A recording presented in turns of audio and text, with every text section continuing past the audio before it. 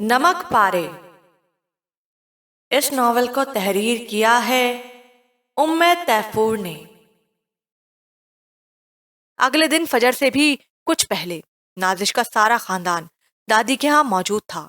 राबिया की आंख उन्हीं की आवाजों से खुली थी।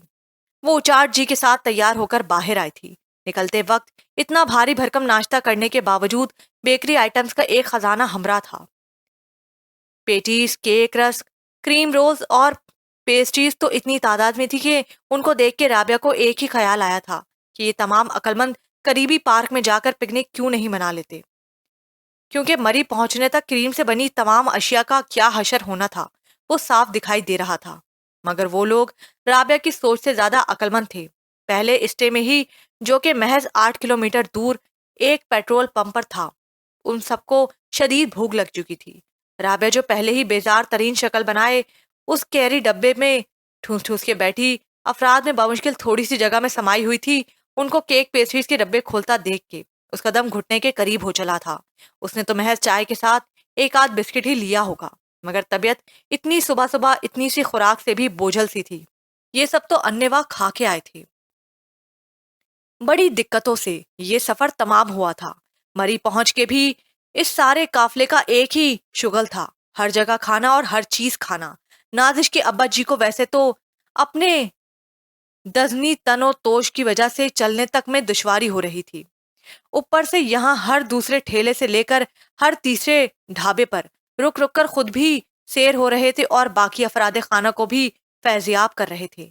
लेकिन फहद की जेब से, वो भी बगैर चू चरा किए, जेब खाली किए जा रहा था, क्योंकि ये ढाबे फिर भी सस्ते पड़ते बजाय इसके कि उन सबको अच्छे रेस्टोरेंट में ले जाता। जो उन सबके हालात थे, फहद को पूरी उम्मीद थी कि ऐसी सूरत में ये लोग होटल की देगचियां कढ़ाइयां भी चाट के निकलते। वो दिल ही दिल में शर्मिंदगी भी महसूस कर रहा था, मगर कर ही क्या सकता था। इसलिए वो सस्ता ठूसा ठूसा के महंगा ठूसने को जोगा छोड़ना ही नहीं चाह रहा था। राबिया का इस सारी सूरत हाल से जी बुरी तरह उचाट हो रहा था। आपा ने बेहतरी कोशिश की कि किसी तरह मुन्ने को राबिया के हवाले करें, मगर वो भी अपने नाम की एक थी। हर दफा मुन्ने के साथ ऐसी वारदात कर देती कि बेचारा लपक के माँ की तरफ भागता। अभी उन लोगों ने मरी में देखा ही क्या था, सीधे माल रोड पर आ गए थे और सिर्फ खाने पीने को ही तफरी समझे हुए थे। अब जबकि पेट के टैंक ओवरलोड हो चुके थे, आपा ने पटियाटा जाने के लिए शोर डाला।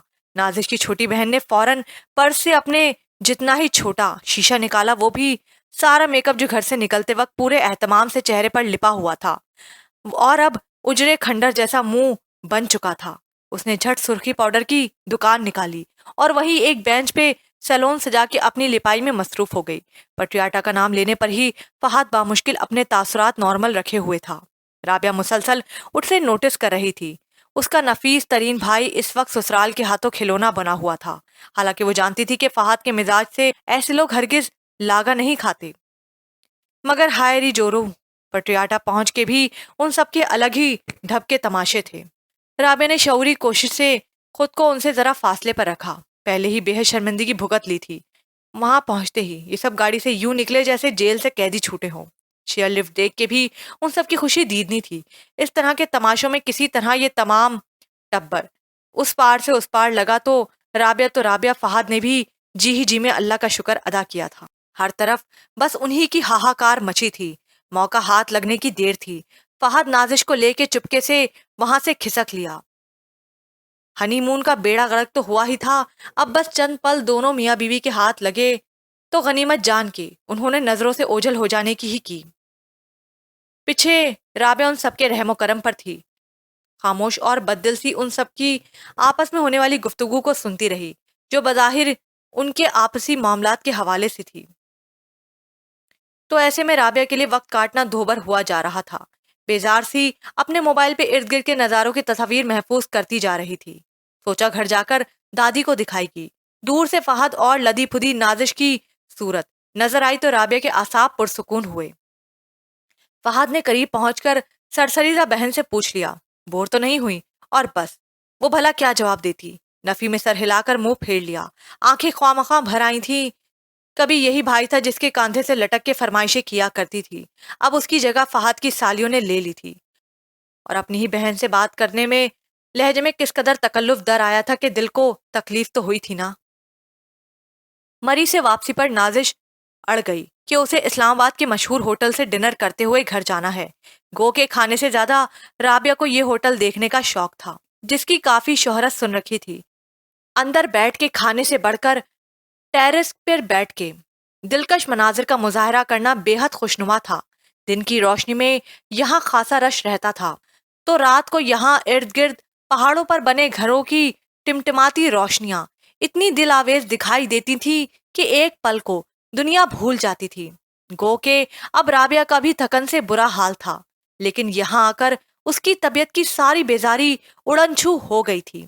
باقی سب ہوٹل کا لذیذ کھانا کھانے کے ساتھ خوش گپوں میں مگن تھے، جبکہ وہ دادی کے لیے موبائل میں ان خوابناک دیوں جیسی ٹمٹماتی روشنیوں کو محفوظ کر رہی تھی۔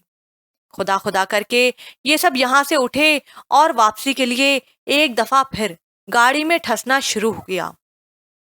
آپا حسب سابق رابعہ کے ساتھ ہی بیٹھی تھی، لیکن اسے ایسا لگ رہا تھا جیسے سب پہلے کی نسبت تنگ تنگ سے ہیں۔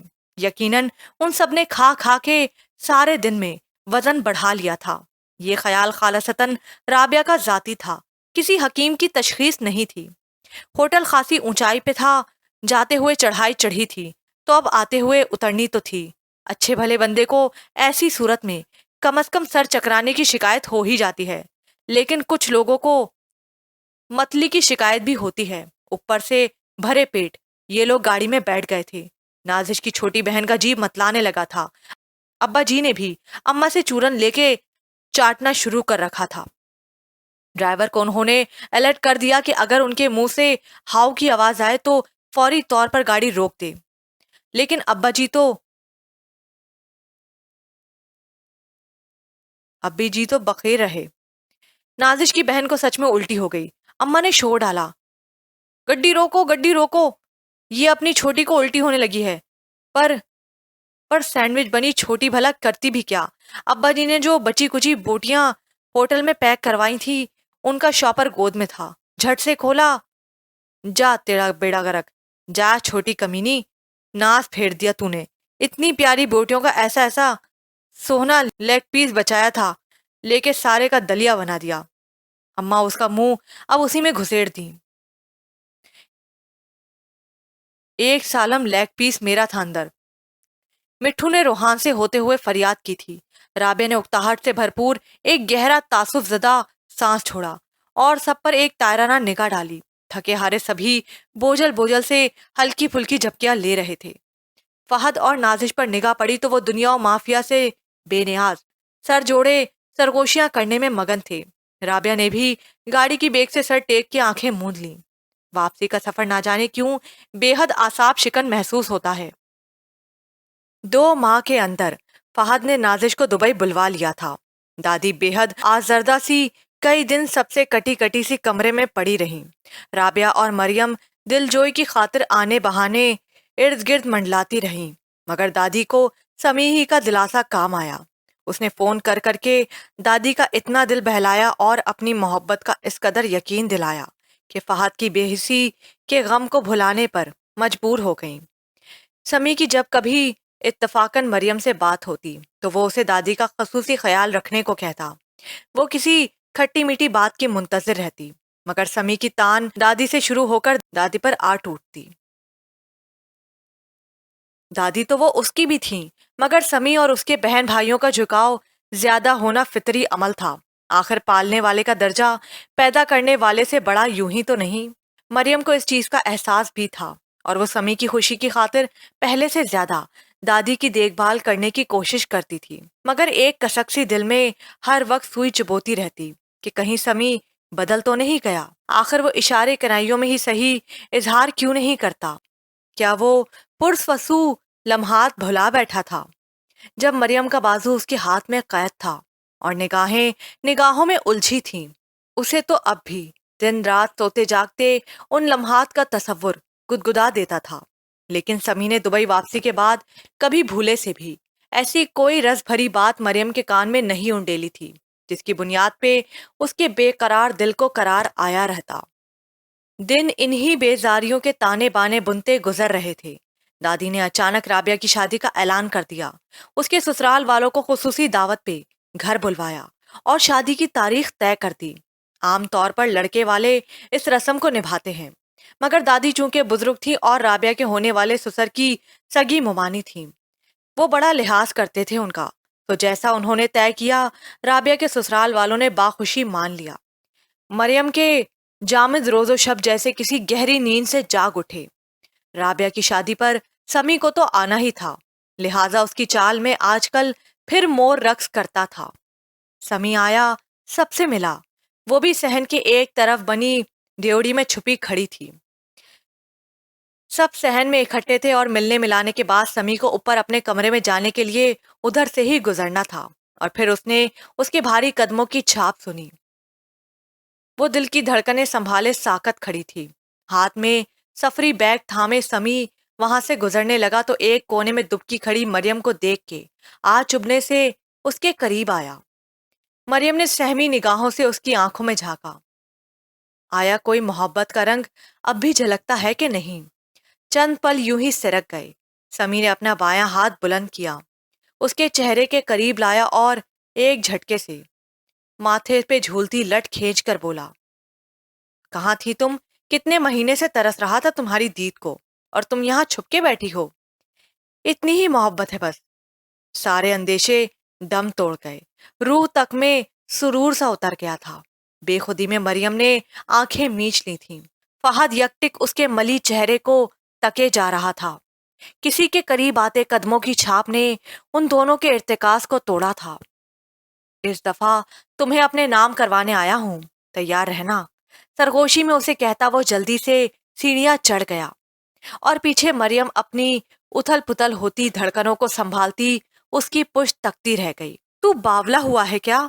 बहन के हाथ पीले करने आया है या अपना सेहरा सजाने? और फिर कितना खर्च होगा ये सोचा है? मुझ में तो हरगिज हिम्मत नहीं कि मैं भाग दौड़ करूं।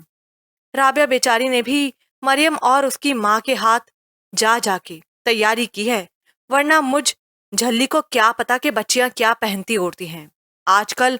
और तुझे क्या लगता है वसीम एक दफा कहे पे अपनी लड़की पकड़ा देगा? इतनी पसोड़ी में कोई रिश्ता देता है क्या? दादी ने समी की बात सुनते ही अच्छी भली तकरीर कर डाली थी और समी इस रद्द अमल के लिए तैयार था। उसने एक तवील सांस भरी और खिसक के दादी से करीब हो बैठा। घुटने थाम के नर्म हाथों में दबाते हुए बोला, दादी ये सब मैं सोच के आया हूँ, आप फिक्र ना करें, सब हो जाएगा। राबिया की शादी में अभी पूरे 2 हफ्ते हैं और इतने दिन में आराम से तैयारी हो जाएगी। आप बस जाकर चाचू से बात करें, मुझे यकीन है वो ना नहीं करेंगे। क्यों, तुझे कैसे यकीन है? हाँ बोल, दादी ने उसे घूरते हुए पूछा। उसके नजर चुराने पे वो लम्हे में बात की तह तक पहुंची थी। मुस्कुराहट दबाते हुए बोली, तभी आजकल मरियम मेरे इर्द गिर्द मंडलाती है, वरना पहले तो कभी दादी का ख्याल इतना नहीं आया था। यानी ये खिचड़ी कब की पक चुकी है, अब बस दम खोलना बाकी है। तो आप खोल आए ना जाकर, ताकि खुशबू हर सू फैल जाए, उसने शरारत से कहा तो दादी ने प्यार से उसे धप रसीद की। मैं चाहता हूँ दादी कि राबी की शादी के बाद आप यहाँ अकेली ना हो। मरियम आपके साथ होगी तो मेरी टेंशन खत्म हो जाएगी, वरना कौन आपका ध्यान रखेगा? चाचू या ताया की तरफ आप रह नहीं पाएंगी। इसलिए सारी प्लानिंग करके आया हूँ। जितना बजट है ना मेरा, उसी में शादिया चच्ची को बोल देंगे कि जरूरी शॉपिंग कर लें, बाकी शादी के बाद शौक पूरे कर लेंगी वो। मैं चला जाऊंगा तो आप और आपकी पोती कपड़े जेवर से दिल बहलाए रखिएगा। वो पुरसुकून अंदाज में नीम दराज होते हुए सारी फ्यूचर प्लानिंग दादी के आगे रखते हुए बोला। दादी की पुरसोच नजरें उसी पर जमी थी जो आंखें मूंदे सुहाने तसव्वुर में गुम मुस्कुरा रहा था, इस बात से बेखबर के वो क्या गलती कर बैठा है। ख्वाब यूं पूरे होते हैं मरियम ने कभी ख्वाब में भी नहीं सोचा था। वो दुल्हन बनी बैठी थी समी के सजे सजाए कमरे में। जरतार लहंगे और जड़ाऊ जेवरात पहने वो सर तापा मोहब्बत के हसीन रंग में रंगी समी की मुंतजिर थी। उसके चेहरे पे थकन का शायबा तक न था। वो कई दिन से सुबह से शाम बाजार में ख्वार होकर शादी की तैयारी में मशगूल रही थी। 2 दिन पहले जबरदस्ती दादी ने घर बिठा दिया। अब बस कर, जितनी तैयारी हो गई है बहुत है। باقی شادی کے بعد ساتھ ساتھ کرتی رہنا، اس کے لیے تو سمی کا اچانک شادی کا شوشہ کھڑا کر دینا ہی خاصے آچبنے کی بات تھی، ورنہ ابھی تک دادی نے اس کا رشتہ بھی نہیں مانگا تھا۔ لیکن جب نصیب میں سنجوگ لکھے ہوں تو سب کچھ ایک مقررہ لاہ عمل کے تحت ہوتا چلا جاتا ہے۔ دادی شام 4 بجے مٹھائی کا ڈبہ لے کے ان کے پورشن میں آئیں اور اگلے آدھے گھنٹے میں اس کا رشتہ طے ہو کر اس کے ہاتھ میں شگن کے پیسے بھی رکھ دیے گئے۔ وسیم صاحب کا تو بھتیجا تھا، انہیں پیارا تھا، لیکن شازیہ چچی کو بھی کوئی اعتراض نہ ہوا۔ خواب یوں پورے ہوتے ہیں مریم نے کبھی خواب میں بھی نہیں سوچا تھا۔ وہ دلہن بنی بیٹھی تھی سمی کے سجے سجائے کمرے میں، زرتار لہنگے اور جڑاؤ زیورات پہنے وہ سر تاپا محبت کے حسین رنگ میں رنگی سمی کی منتظر تھی۔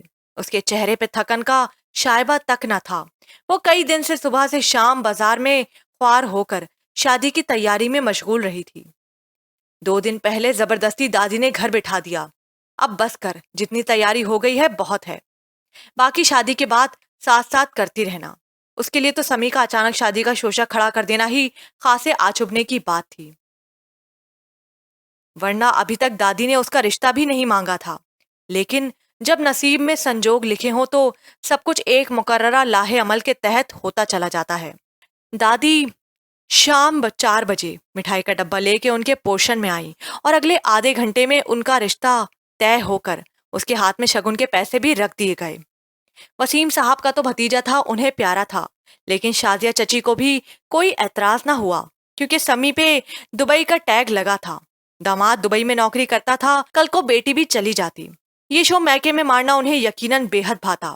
ماجدہ تائی کے تیور کوئی بہت خوشکن نہیں تھے، لیکن جی کڑا کر کے مبارک بھی دی اور دعا بھی۔ بس ایک جلاپا ہوتا ہے جو بے وجہ ہوتا ہے، وہ کمبخت کسی کی خوشی میں خوش نہیں ہونے دیتا۔ وہی حال ماجدہ تائی کا تھا۔ مریم کے لیے تو سمی کے ساتھ سے بڑھ کر بھلا کیا تھا، وہ تو قسمت کی اس مہربانی پر نازا تھی۔ دروازے کی چرچراہٹ پہ اس کا دھیان بٹا تھا، وہ سمٹ کے بیٹھی تھی، مزید سکڑ گئی۔ سمی نے دروازہ بند کیا اور دھیمے قدموں میں چلتا سیج پہ اس کے قریب آ کے بیٹھ گیا۔ دونوں نے ایک دوسرے کے وجود سے پھوٹتی جا فضا مہک کو سانسوں میں اتارا تھا۔ سمی نے ایک گہری سانس بھر کے مریم کا ہاتھ تھاما اور اپنی چوڑی ہتھیلی میں دبا لیا۔ شام سے دوہری ہوئی مریم کے کان منتظر تھے اپنے پیا کے محبت کے رس میں ڈوبے اظہار سننے کو۔ اس نے آنکھیں میچ لیں، وہ صرف سننا چاہتی تھی اور سن کے محسوس کرنا چاہتی تھی۔ کہا تھا نا، تمہیں اپنے نام کروانے آیا ہوں، لو دیکھ لو میں اپنے کال کا کیسا پکا ہوں، آج سے تم میری ہو۔ مریم کے لب مسکرائے، مگر اس نے آنکھوں کے جھروکے نہیں کھولے تھے۔ وہ یہ فصول توڑنا نہیں چاہتی تھی۔ دیکھو مریم، جس جلدی میں یہ شادی ہوئی ہے، مجھے افسوس ہے کہ میں تمہارا تمام ارمان پورے نہیں کر پایا، لیکن دادی کو میں نے کہہ دیا ہے کہ وہ تمہیں میرے جانے کے بعد ایک ایک چیز دلوائیں گی۔ سال بعد جب میں آؤں گا تو تمہاری سب شکایات دور ہو چکی ہوں گی۔ سال بعد جب میں آؤں گا تو تمہاری سب شکایات دور ہو چکی ہوں گی۔ چھکڑ چھکڑ چھکڑ، دادی کے گھر کے قریب ہی ریل گاڑی گزرتی تھی۔ اس وقت رات کے سناٹے میں اس کی آواز نے پوری شدت سے سماعت کو چیرا تھا، لیکن مریم کو لگا تھا اس کا وجود دھجیوں میں بٹ گیا ہے۔ بھلا یہ کیا کہہ رہا ہے سمی؟ ایسا کیوں بھلا؟ کیا سمی اسے دبئی نہیں بلوائے گا؟ کیا وہ پورا 1 سال سمی کے بغیر دادی کے ساتھ اکیلی یہاں رہے گی؟ لیکن کیوں؟ دادی اس کی ساس نہیں تھی اور نہ ذمہ داری۔ یہاں ان کے 2 بیٹے تھے، دادی کی دیکھ بھال تو اصولاً ان کے ذمے تھی۔ پھر وہ کس لیے سمی کے بن یہاں تنہائی کا بن باز کاٹے؟ جبکہ سمی نے کئی بار اشاروں کنائیوں میں اسے شادی کے فوراً بعد دبئی بلانے کا وعدہ کیا تھا۔ اب اسے آج کی ہی رات ملی تھی اس کے سر پہ بم پھوڑنے کو، جب وہ اس کے ساتھ آنے والے کل کے خوشکن سپنے بننے کی چاہ رکھتی تھی۔ سمی اسے پریشانی کے گہرے سمندر میں دھکیل کے نیم دراز اس کا ہاتھ تھامے اس کی چوڑیوں کی گنگناہٹ سے محظوظ ہو رہا تھا، مگر اب یکدم اس کا دل بوجھل ہو گیا تھا۔ آج کی رات کی شرم و حیا اس پہ حاوی تھی، جو وہ کچھ پوچھ بھی نہیں سکتی تھی، لیکن آنے والے دنوں کا سوچ کے اس کی دھڑکنیں اٹک گئی تھیں۔